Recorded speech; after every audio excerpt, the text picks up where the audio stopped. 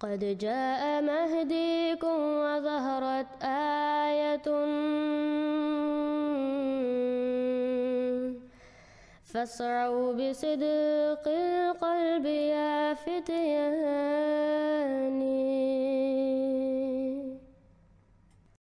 السلام علیکم ورحمۃ اللہ وبرکاتہ۔ اس ویڈیو میں ہم صداقت حضرت احمد علیہ السلام کے لیے ایک اور دلیل پیش کریں گے، اور وہ دلیل یہ ہے کہ آپ علیہ السلام نے مسلم موعود کی پیش گوئی کی۔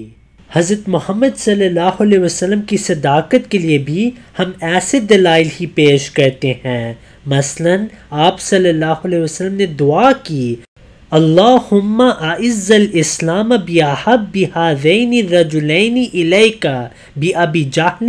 او بعمر بن الخطاب، یعنی اے اللہ تو اسلام کو عزت دے اس شخص سے جس سے تو زیادہ پیار کرتا ہے، ابو جہل یا حضرت عمر بن الخطاب۔ ایسے ہی اللہ تعالیٰ نے اسلام احمدیہ کو حضرت مسلم موعود رضی اللہ عنہ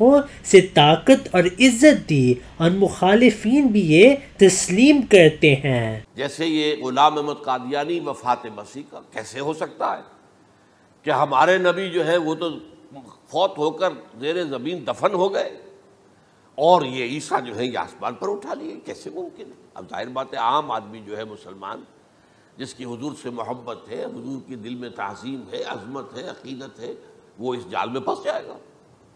پھر وہ اپنے دلائل کے ساتھ اس کو جو ہے وہ، اور چونکہ ماحول بھی جو میں اس وقت عرض کروں گا کہ اس کے موافق ہو جاتا ہے اس وقت، لیکن اسی مسئلے کو لے کر انہوں نے جو جیسا کہ میں نے بتایا تھا وفات ہو گئی، کیسے ہو سکتا ہے ہمارے نبی جو سید المرسلین ہے وہ تو زیر زمین دفن ہو گئے اور یہ جو آسمان پر اٹھا لیے گئے، یہ کیسے ہو سکتا ہے؟ بس اس کے اوپر عام لوگ جو ہیں وہ متاثر ہوئے، اور خاص طور پر وہ سائنٹیفک مائنڈ جو بن گیا تھا، تو چونکہ سائنس کے اس خاکے کے اندر وہ بات فٹ نہیں بیٹھتی، لہٰذا ان لوگوں نے اس کو قبول کیا۔ یہ ان مسائل میں سے ہے کہ جن کو اٹھایا غلام احمد قادیانی نے۔ ظاہر بات ہے کہ جب اس کے قول کے مطابق حضرت مسیح آسمان پر اٹھائے ہی نہیں گئے تو اترنے کا کیا سوال ہے، نازل ہونے کا کیا سوال ہے؟ میں ذرا برصغیر تذکرہ یہ بات کہہ رہا ہوں۔ ایک زمانہ ایسا تھا، اس کا میں سبب پہلے بیان کر چکا ہوں، آج پھر بیان کروں گا، کہ ایسی باتوں کو قبول کرنے کے لیے ایک خاص فضا پیدا ہو گئی تھی، چنانچہ بڑے بڑے اچھے لوگ، لیکن میں یہ بتا رہا ہوں، اس کی مثالیں دے رہا ہوں کہ یہ اچھے اچھے لوگ متاثر ہوں گے۔ عام آدمی کے لیے تو بڑی جذباتی بات کہ ہمارے نبی تو فوت ہو کر زیر زمین دفن ہو گئے اور وہ آسمان پر اٹھا لیے گئے، ہاؤ کم، کیسے ہو سکتا ہے؟ عام آدمی کے لیے یہ، پھر جو ایک سائنٹزم کا ذہن بنا تھا اس کے لیے بھی آسمان پر اٹھانا میں کیا مطلب ہے؟ بہرحال یہ وہ لوگ ہیں کہ جو عارضی طور پر متاثر ہوئے یا جزوی طور، بعض لوگ جزوی طور پر بہت آخری وقت تک قائم رہے۔ مولانا اصلاحی صاحب بھی رفع مسیح نزول مسیح کے قائل نہیں تھے، یہی سر سید کا فکر۔ علامہ اقبال نہیں بچا ہے، یعنی یوں سمجھیے کہ میں اسے اپنا مرشد معنوی مانتا ہوں، آپ کو معلوم ہے میرے نگاہ میں جو قدر ہے۔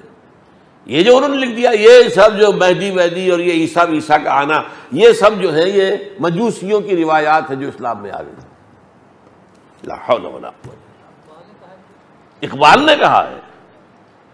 یہ سب جو ہے مجوسیوں کی روایات ہے جو اسلام میں داخل کر دی گئی ہے۔ ایک زمانے میں قادیانیت کے بارے میں انہوں نے کہا تھا جسے صحیح اسلام دیکھنا ہو چاہے قادیان میں دیکھے۔ کیوں کہا تھا؟ قادیان میں ایک آدمی بیٹھا ہوا ہے بشیر الدین محمود، اور اس کا تابع ہے، سب اس سے بیعت ہے، نظم ہے، ڈسپلن ہے۔ یہ تو برکت تھی نا اس بیعت کی جو غلام احمد قادیانی نے شروع کی، اور اب بشیر الدین محمود کیا کر بیعت تھی؟ تو بیعت کے نتیجے میں کیا ہوتا ہے؟ وہاں خلفشار نہیں ہوتا، پھر وہ تو ٹھیک ہے، ایک امیر کی بات ہے، ہم مانتے ہیں بھائی،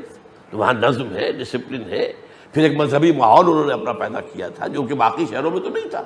وہ ایک محدود ان کی اپنی آبادی تھی، تو جسے اسلام دیکھنا ہو وہ جائے۔ اور آپ کو معلوم ہے ان کے بڑے بھائی قادیانی ہوئے، ان کا بھتیجا قادیانی، تو قادیانیت کی طرف۔ اور ایک زمانہ وہ تھا کہ جو اہل حدیث کے بہت بڑے عالم ہیں، ثناء اللہ امرتسری رحمۃ اللہ علیہ، ان کی تفسیر ثنائی بہت مشہور ہے، وہ کہتے ہیں ایک وقت تھا کہ میں غلام احمد قادیانی کا وضو کرانا اپنے لیے باعث سعادت سمجھتا تھا، یہ بھی تھا۔ آج کل ان دنوں میں جہاں جہاں بھی جماعتیں قائم ہیں پیش گوئی مسلم موعود کی مناسبت سے یوم مسلم موعود کے جلسے منعقد کیے جا رہے ہیں۔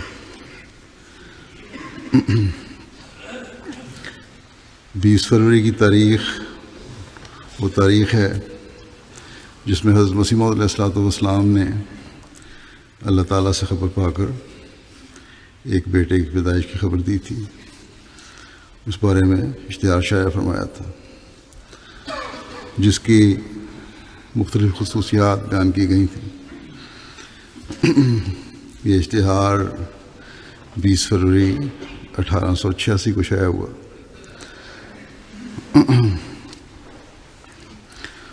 تو جیسا کہ میں نے کہا اس مناسبت سے جہاں ممکن ہے وہاں 20 فروری کو یوم مسلم موعود منایا جاتا ہے، اور جہاں اس تاریخ کو سہولت میسر نہ ہو وہاں تاریخیں آگے پیچھے کر لی جاتی ہیں۔ یوم مسلم موعود کو منایا جانا اور اس کے حوالے سے جلسے منعقد کرنا اصل میں حضرت مسیح موعود علیہ السلام کی ایک عظیم پیش گوئی کے پورا ہونے کی وجہ سے، نہ کہ حضرت مرزا بشیر الدین محمود احمد خلیفۃ المسیح ثانی کی پیدائش کی وجہ سے۔ یہ وضاحت میں نے اس لیے کی ہے کہ بعض لوگ اور یہاں کی نئی نسل نوجوان یا کم علم یہ سوال کرتے ہیں کہ یوم مسلم موعود جب مناتے ہیں تو پھر باقی خلفاء کے یوم پیدائش کیوں نہیں مناتے۔ ایک تو یہ بات واضح ہو کہ یہ دن حضرت مسلم موعود کی پیدائش کا دن نہیں ہے۔ آپ کی پیدائش تو 1889 میں 12 جنوری کو ہوئی تھی۔ بس اس وضاحت کے بعد آج میں پیش گوئی مسلم موعود کے حوالے سے بات کروں گا۔ سب سے پہلے تو حضرت مسیح موعود علیہ السلام کے اپنے الفاظ میں اس پیش گوئی کے الفاظ پیش کروں گا، اور پھر یہ بھی کہ آپ کی تحریروں سے یہ بات بھی ثابت ہے، اور آپ کا یہ خیال تھا کہ اس پیش گوئی کے مصداق حضرت خلیفۃ المسیح ثانی تھے، حضرت مرزا بشیر الدین محمود احمد۔ اسی طرح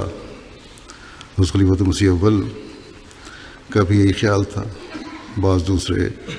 بزرگان کا بھی یہ خیال تھا کہ اس پیش گوئی کے مصداق حضرت خلیفۃ المسیح ثانی ہی ہیں۔ اسی طرح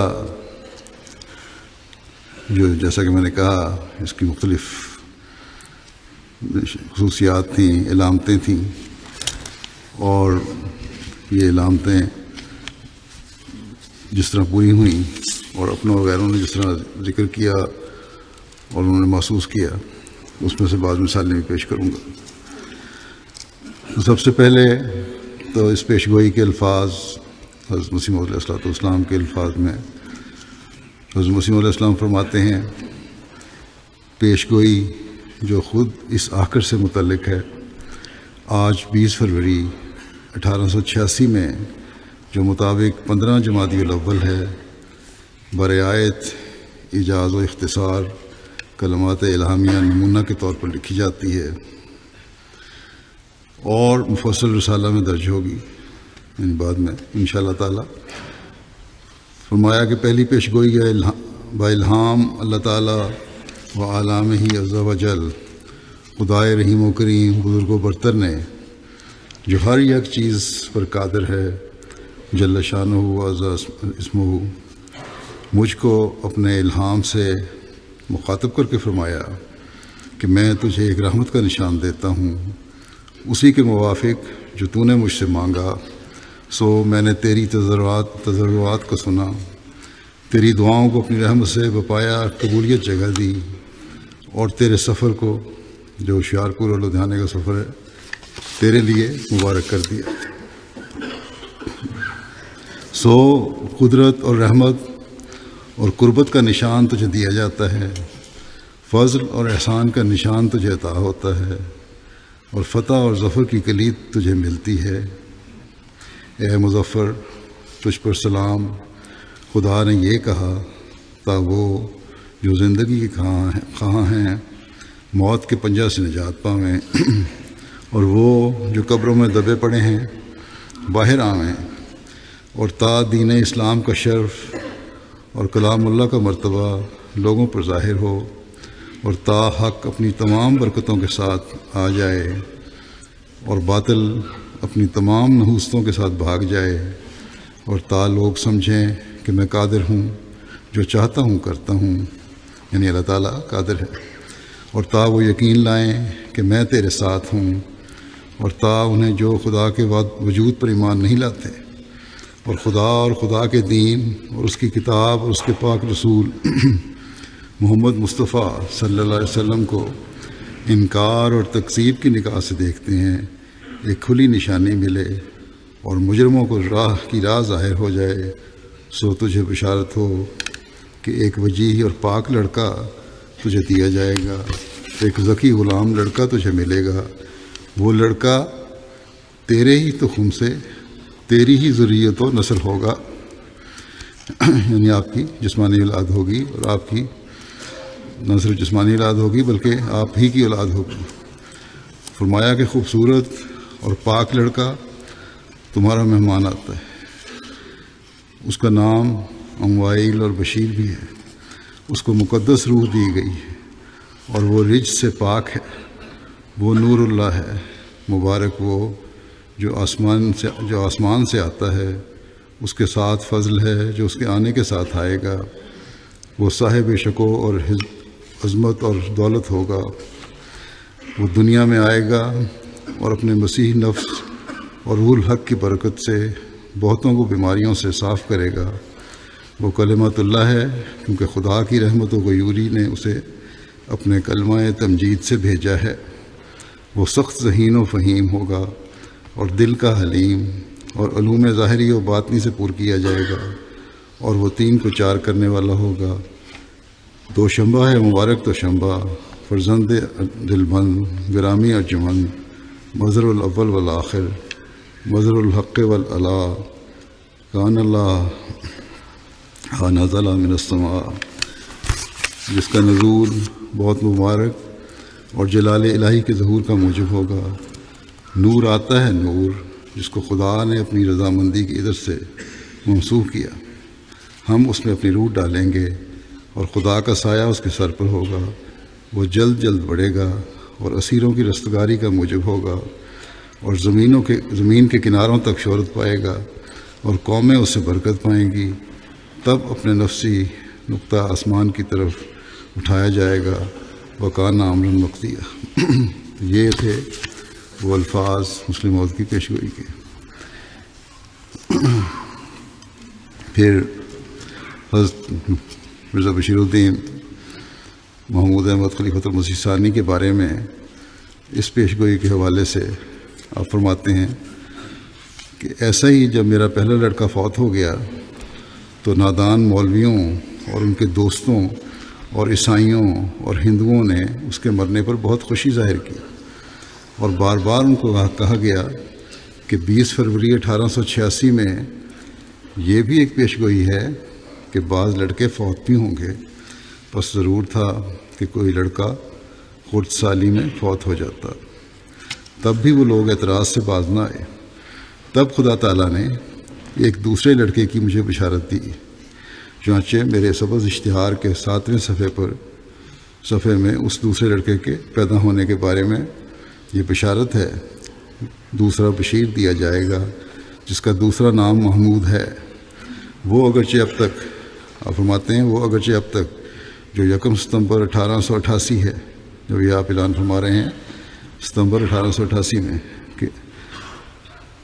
وہ اگرچہ اب تک جو 1 ستمبر 1888 ہے پیدا نہیں ہوا، مگر خدا تعالیٰ کے وعدے کے موافق اپنی میعاد کے اندر ضرور پیدا ہوگا، زمین آسمان ٹل سکتے ہیں پر اس کے وعدوں کا ٹلنا ممکن نہیں۔ فرمایا کہ یہ ہے عبارت اشتہار سبز کے صفحہ 7 کی، جس کے مطابق جنوری 1889 میں لڑکا پیدا ہوا جس کا نام محمود رکھا گیا، اور اب تک بفضل ہی تعالیٰ زندہ موجود ہے اور 17ویں سال میں ہے۔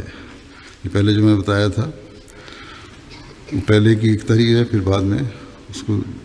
آگے حقیقت الوحی میں آپ نے لکھا ہے۔ پھر تیسرے موعود کے بارے میں ایک یہ بات بھی تھی کہ اس پیشگوئی میں کہ دین اسلام کا شرف اور کرام اللہ کا مرتبہ لوگوں پر ظاہر ہو۔ اس میں بھی غیروں کی شہادت دیکھیں کیا ہے۔ ذمہ دار اخبار کے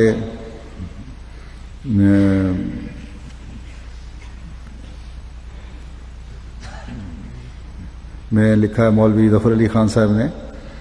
جو مشہور مسلم لیڈر تھے اور بڑے زبردست مقرر تھے، کہتے ہیں کان کھول کر سن لو، تم اور تمہارے لگے بندھے مرزا محمود کا مقابلہ قیامت تک نہیں کر سکتے۔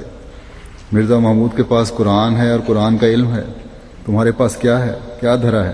تم نے کبھی خواب میں بھی قرآن نہیں پڑھا۔ مرزا محمود کے پاس ایسی جماعت ہے جو تن من دھن اس کے اشارے پر اس کے پاؤں پر نچھاور کرنے کو تیار ہے۔ مرزا محمود کے پاس مبلغ ہیں، مختلف علوم کے ماہر ہیں، دنیا کے ہر ملک میں اس نے جھنڈا گاڑ رکھا ہے۔ If you have not yet subscribed, make sure to subscribe and click on the bell icon so you can get notifications for every new video. Also make sure to like and comment on the video and follow on Twitter and Instagram.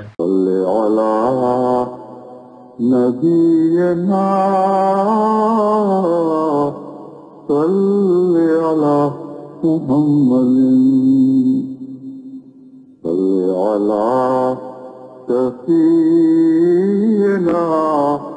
صل على محمد